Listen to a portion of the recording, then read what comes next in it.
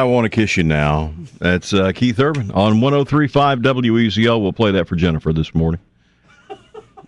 Mine? No. The girl that sent us the email, the lady. She's a teacher, too, and her name is Jennifer, but she's from, said she lives about an hour from Charleston. And listen, must be down in Walterboro, I'm guessing, or maybe Georgetown. Listening online. And said she listens in the car every morning and is a huge Keith Urban fan. Oh, cool. And wants to call us and talk about Keith Urban on the radio. And I said, that's fine. We'll hook up. Sure. That's it. It's 8:00. Have a good day, Jennifer. It's 8:02 at WEZL Charleston. Looking at a day-to-day weather-wise, about like yesterday. We're going to have some scattered showers, maybe thunderstorm or two popping up. High about 80 degrees. Rough day on the water. Be a great day for, I guess, the surfers. But if you're going to go out there, be careful. They're saying, warning, stay out of the water along the coast. Low-pressure systems sitting offshore causing higher than normal tides and strong, dangerous rip currents along the beaches. So if you do go... Well, that's when they all go. I know it is. It's like a rip current means, okay, dude, I'm calling in sick. I'm going to the beach. Those rip currents will hurt you, man. They will. They'll be careful, take guys. you out. There were several people down at Chick-fil-A just a little while ago that had surfboards in the back of their car. Yeah, that's where they're going. It amazes me. And when the sign says, danger, don't swim here, that's pretty much an indication that you shouldn't swim there. It always amazes me when I go across Breach Inlet. Yes. With those that big gigantic sign, danger, danger, sign. And it tells you. And there will be people laying on the beach with a kid that looks like it's about 2 years old in the surf. And I'm going, I wouldn't do that where there wasn't danger of rip currents. Right. Let alone with laying in front of a sign that says... Yeah, just think about that. Read the signs. In other headlines, today could be the day BP engineers could initiate a procedure to plug the gushing Gulf oil well by force-feeding it with heavy drilling mud and cement. The technique is called a top kill. It's never been tried a mile beneath the sea, and now there's even a question of whether they're going to do it. They're debating whether it's worth the risk, because there's only a 60-40 chance that it'll work. And if it doesn't work, it could blow the whole thing out, and then there's no stopping it. But you got to take a chance to do something. You just can't let this thing go. I don't want to see it blow up any worse than it is, but you have to take a shot at doing something. Yeah, they got to do something. How much is down there? Can this thing just go forever? It can go. They don't have any idea how long it'll go. I mean, it could go for years and years and decades. Look what it's done in 38 days.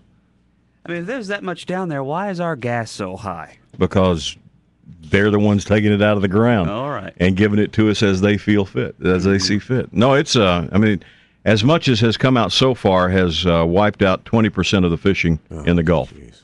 And that's in 6 weeks. Yeah, it's about 38 days, 39 days. So imagine what happens if they don't stop it.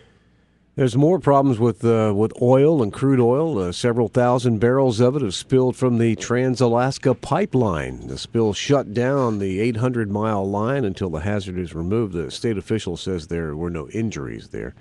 Secretary of State Hillary Clinton is in Seoul to deal with the rising tensions on the Korean peninsula. An international investigation shows a torpedo from a North Korean sub tore apart a South Korean warship in March, killing 46 sailors.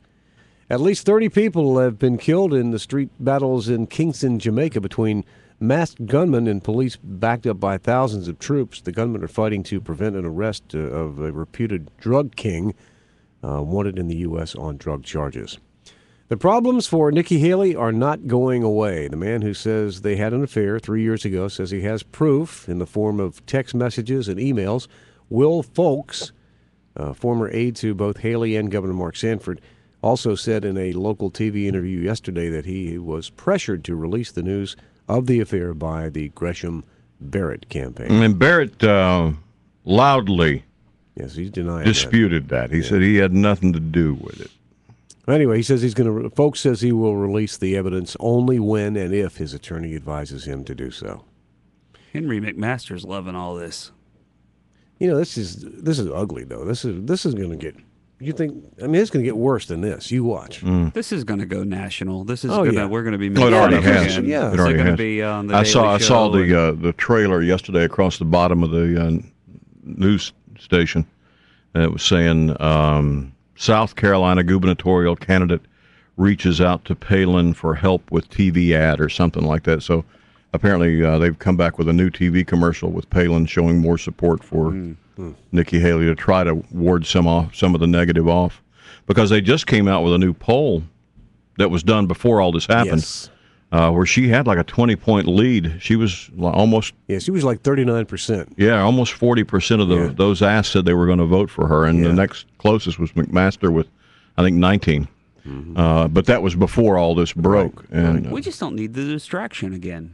I mean, I hate to say that, but this is even if she were to win now, this is something that people are going to be saying and talking about, and That's right. pulling them off topic. No matter what happens from here on out, her campaign and probably her reputation has been damaged. Whether this happened or not, that it's out there. But it's the distraction now. It's the story, and we got to move on from this. meanwhile, the jobless rate, That's right, and the lack of funding, and all the other things that really matter in the world are not being talked about. Go figure.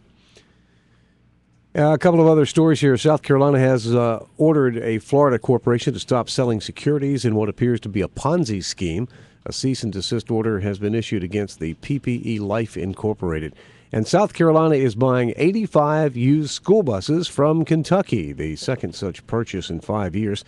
The bus's average age is 18 years old, but will allow the state to get rid of buses that are 26 or 27 years old. State got the money by selling the skeletal remains of old buses to scrap metal companies. I just thought that Dan Moon thing you said. It comes to mind now every time you see that. Every time I say skeletal remains, you think of Dan Moon. Well, I'm sure he appreciates I'm sorry, that. Dan. Yeah. Mayday, Mayday. If you're looking for a bargain, we're making deals.